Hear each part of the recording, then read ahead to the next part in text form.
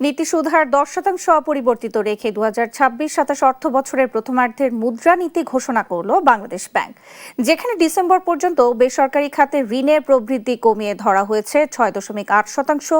মঙ্গলবার বিকেলে মুদ্রানীতি ঘোষণা করে গভর্নর জানান, খেলাপি ঋণ কমাতে 18 মাসের বিশেষ পরিকল্পনা নেওয়া হয়েছে। ব্যাংক খাতে শৃঙ্খলা ফেরাতে ভেতরের গভর্নেন্স ঠিক করতে কঠোর অবস্থানের কথাও জানান তিনি।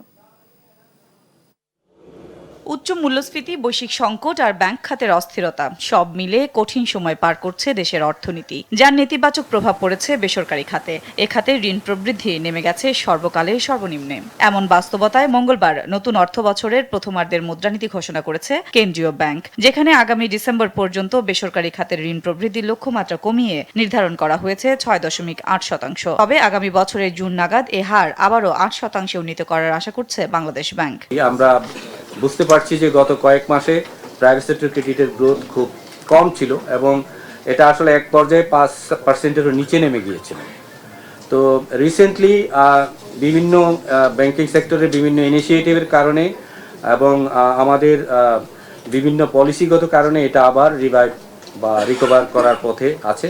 মূল্যস্ফীতি নিয়ন্ত্রণে এবারও নীতি সুদ হার 10% অপরিবর্তিত রেখেছে কেন্দ্রীয় ব্যাংক। সংকোচনমুখী নীতির পাশাপাশি উৎপাদনশীল খাত, কৃষি ও সিএমএসএমইর জন্য 60,000 কোটি টাকার বিশেষ প্রণোদনা অর্থনীতিতে গতিশীলতা আনবে বলছে কেন্দ্রীয় ব্যাংক। 41,000-এর মধ্যে 23,000 কোটি কিন্তু মূলত ছোট এবং সারা দেশের জন্য দেয়া হচ্ছে। এ সময় খেলাপি ঋণ কমিয়ে আনতে 18 মাসের বিশেষ পরিকল্পনার কথাও জানান গভর্নর। এ খাতে সুশাসন নিশ্চিতে কোনো ধরনের অনিয়ম বা ব্যত্যয় ঘটলে সর্বোচ্চ শাস্তির কথাও জানান তিনি। 2 সপ্তাহ আগে আমার ব্যাংকিং সুপারভিশন ডিপার্টমেন্ট, তাদের সাথে আমরা বসেছি। তাদেরকে স্পষ্ট যে কথাটা আমরা বলেছি যে কোনো ব্যত্যয় যদি ঘটে, ডেভিয়েশন ঘটে, যদি পাওয়া যায়, শাস্তিটা সর্বোচ্চ হবে। আমরা আসলে আগামী 18 মাসের একটা প্ল্যান করেছি এনপিএল এর জন্য। ইসলামী ব্যাংক নিয়ে প্রশ্নের জবাবে গভর্নর বলেন, ব্যাংক কোম্পানি আইনের ধারাতেই চলবে। ইসলামী ব্যাংক আইনের বাইরে যাওয়ার কোনো সুযোগ নেই।